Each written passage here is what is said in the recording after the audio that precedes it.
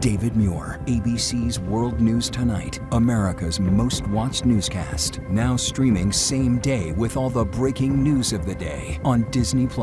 Most watched, most trusted. Now on Disney+ every night. Tonight, breaking news here. President Trump fires DHS Secretary Kristi Noem. The major shakeup tonight, President Trump ousting Homeland Security Secretary Kristi Noem just moments before she was set to go on stage to deliver a speech. After those immigration scenes in Minneapolis, the U.S. citizens shot dead, and the grilling on Capitol Hill, lawmakers asking Noem about the TV ads that she starred in, taxpayers paying more than $200 million for them. And tonight, who the president has now chosen to replace her. Rachel Scott live on the Hill tonight. Also breaking developments in the war with Iran. The U.S. and Israel ramping up attacks tonight, targeting Iran's mobile missile launchers. Iran retaliating, striking an oil facility in Bahrain. Iran also targeting an airport. At least 15 countries now involved in this conflict. Thousands of Americans still trying to get out. And the first flight out of Dubai landing in New York City. Ian Pannell reporting from the region again tonight. This evening, President Trump and what he told our Jonathan Karl, saying he should be personally involved in selecting Iran's next supreme leader. And on this war in Iran, the president telling John some are now calling him the GOAT, the greatest of all time. Tonight, the major surge in oil and gas prices, the Dow losing nearly 800 points, where gas prices stand tonight and where they're headed. Also tonight here, authorities releasing chilling new video here at home. The deadly shooting and police takedown, the gunman wearing a T-shirt with an Iranian flag. The investigation and arrest tonight, a 22-year-old man arrested in the random killings of 3 women, 2 on a hiking trail, 1 in their home. Tonight, for the first time since the disappearance of her mother, Savannah Guthrie visiting the set of the Today Show. Her message and her future. News tonight on Britney Spears, she's been arrested. And America's Strong tonight, the new home for the elephants. And we'll take you there right here tonight. From ABC News World Headquarters in New York, this is World News Tonight with David Muir. Good evening. We begin tonight here with the breaking news. President Trump firing his Secretary of Homeland Security, Kristi Noem. We have new reporting tonight, what led to the firing, and the war in Iran tonight. President Trump telling our Jonathan Karl that the president himself wants a hand in picking Iran's next supreme leader. First tonight, he's picking a new Secretary of Homeland Security after firing one of the most high-profile members of his cabinet. Tonight, sources telling ABC News Kristi Noem was told by the president that she was fired just moments before stepping onto a stage to deliver a speech in Nashville. The president's decision coming after 2 blistering days of hearings on Capitol Hill. A source telling ABC News the president was upset with multiple leadership failures. Of course, the country watched those scenes unfold, the 2 deadly shootings of U.S. citizens in Minneapolis, the mother of 3, Renee Good, and the killing of ICU nurse Alex Preddy. Noem refused to apologize for characterizing both of them as domestic terrorists, saying shortly after the killings it was domestic terrorism. Noem under scrutiny on a number of fronts, including an ad campaign paid for by the American taxpayers, more than $200 million for a campaign that starred Noem herself. She testified the president was aware of it. Tonight, President Trump replacing Noem with Republican Senator Markwayne Mullin, a vocal defender of the president's immigration crackdown.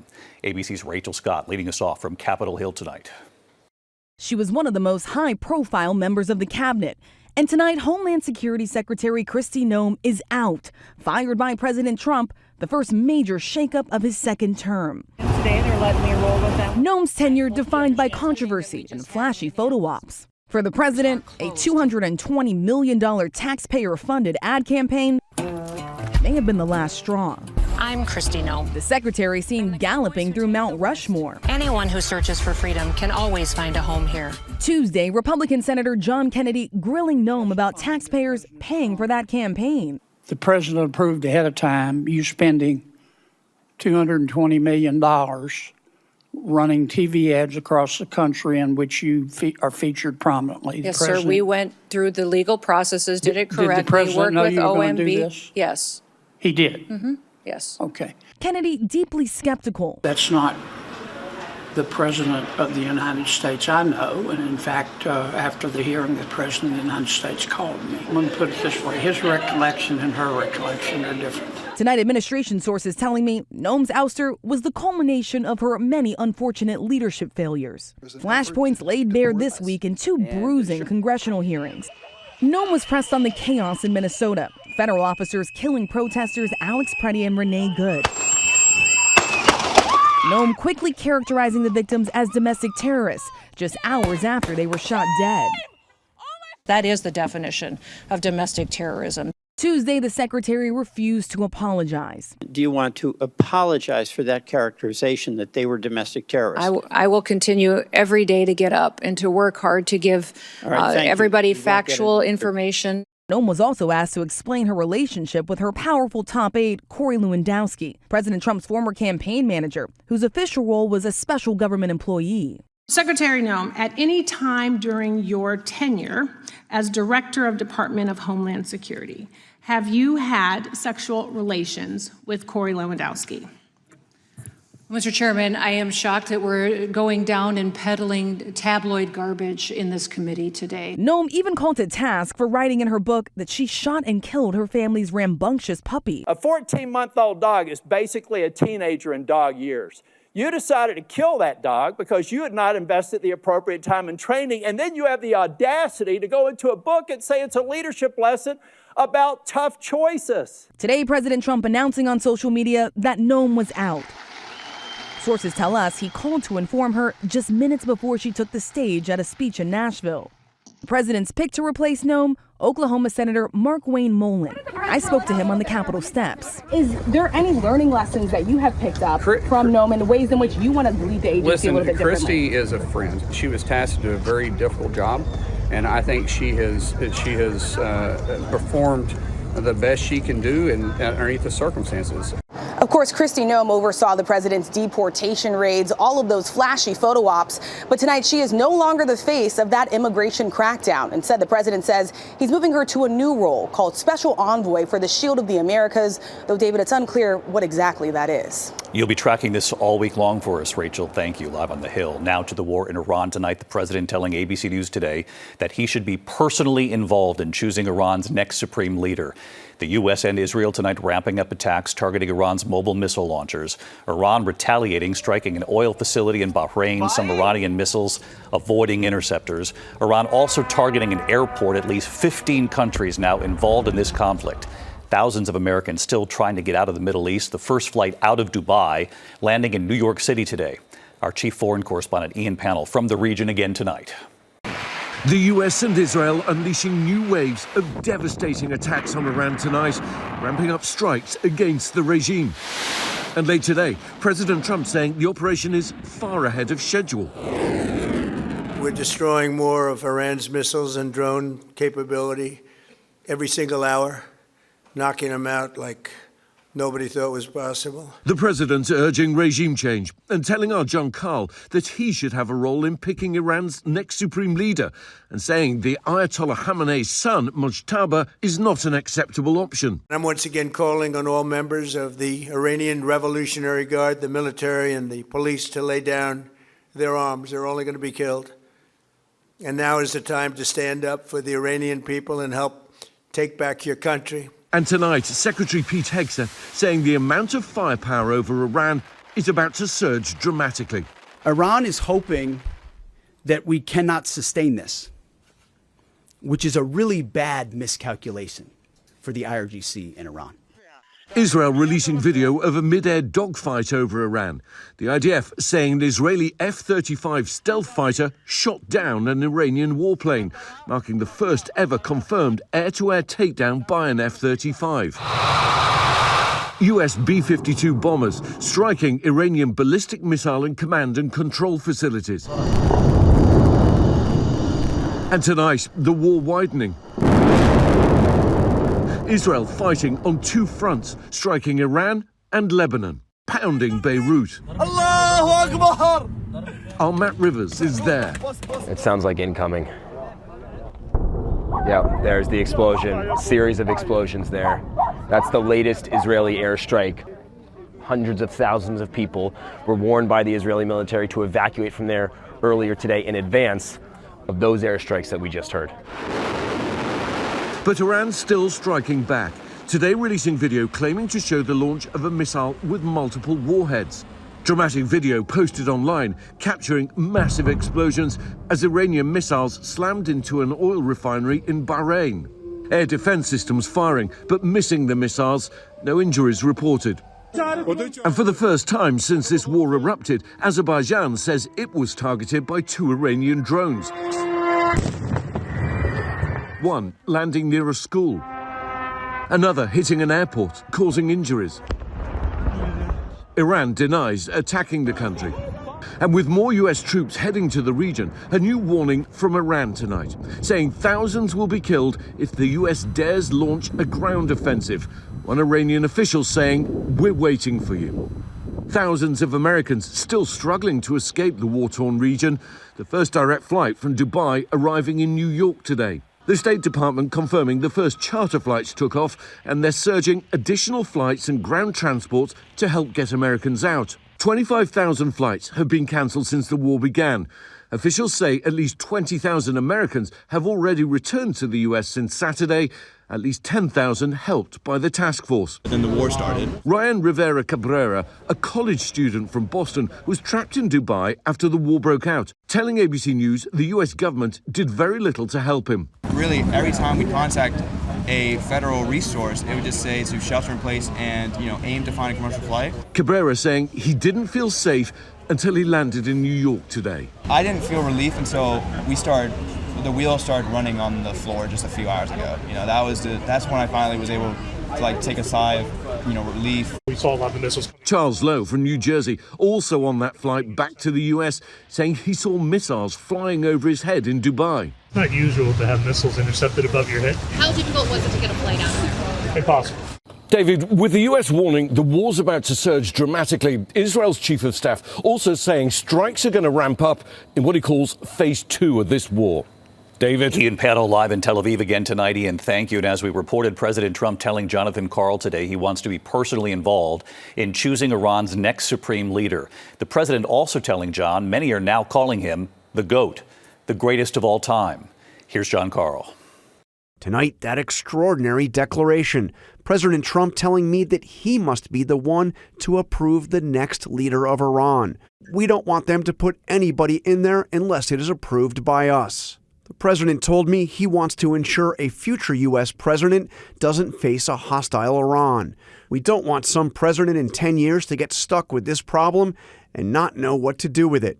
In a lengthy phone conversation, Trump sounded triumphant, telling me, quote, "They are calling me the GOAT, greatest of all time." Referring to the war on Iran, Trump asked, "How do you like the performance? I mean, Venezuela is obvious. This might be even better." As for how long the war will last, the president said, "Well, there are many people who say it's already over. It's not over to me. It's over when I want it to be." President Trump is just 15 months into his second term, and he has launched military operations in 8 different countries. That is quite a change, David, from his first term. As he told me today, in my first term, I built the military. In my second term, I am using it.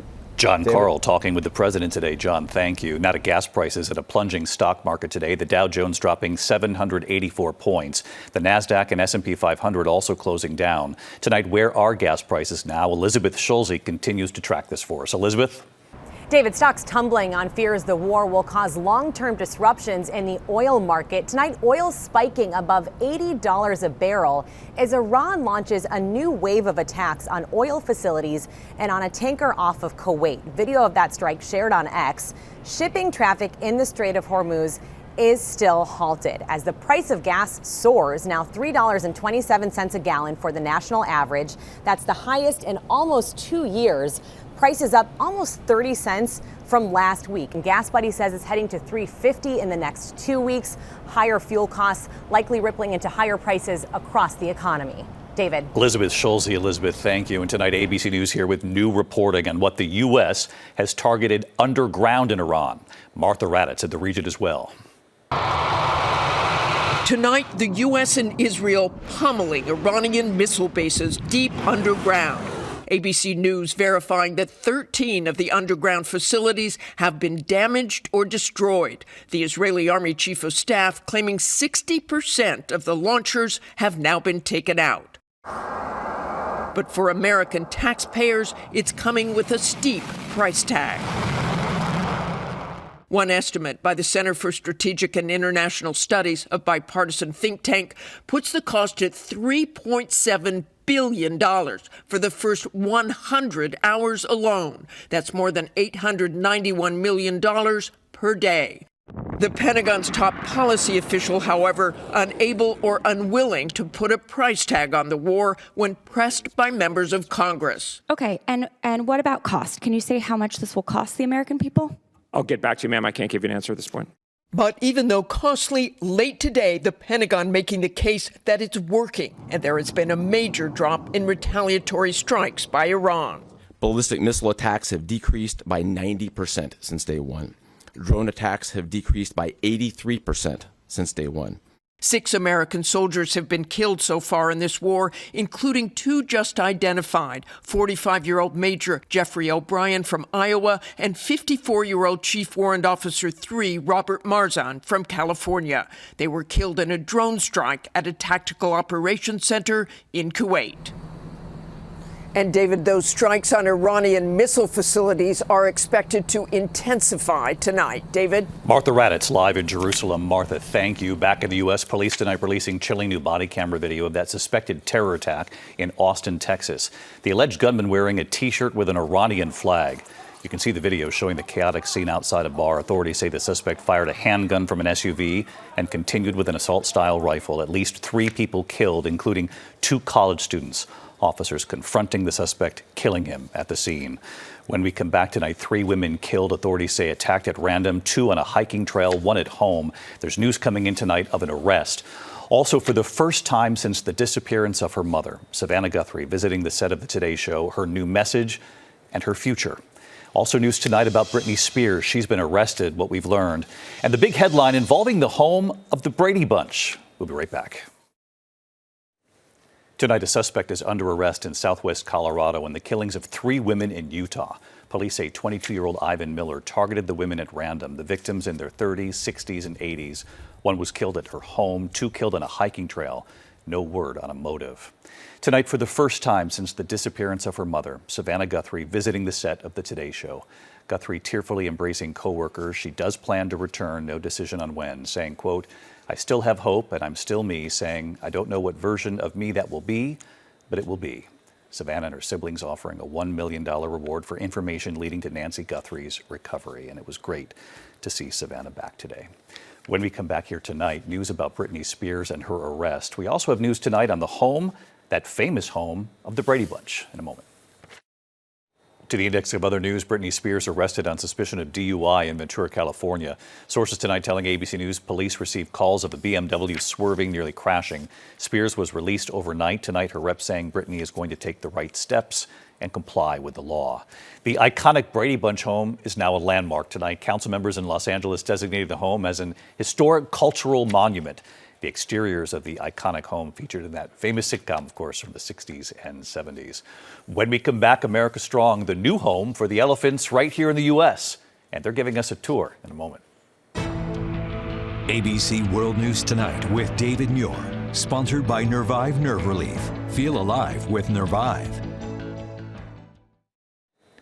Finally tonight here, the endangered elephants with a place to call home. Tonight here, the mission. One American zoo out to save the endangered elephants. It's opening day at the San Diego Zoo Safari Park's spectacular new Elephant Valley, the largest project in the zoo's 109-year history. Visitors able to get closer to the endangered African savanna elephants than ever before. The sprawling 13 acres allowing the elephants to roam freely. The trees and plants native to Africa, meant to mirror their natural landscape. The years-long project made possible with more than 4,000 donors, and it's part of the nonprofit San Diego Zoo Wildlife Alliance, dedicated to global wildlife research and conservation.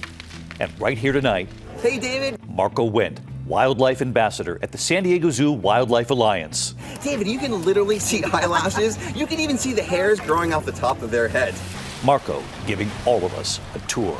Behind me right now, you can see Micaiah playing with her family here, and this is what it's all about. So I invite all of you to come here and have a wonderful experience. Thank you for the tour, and I'll see you tomorrow. Good night.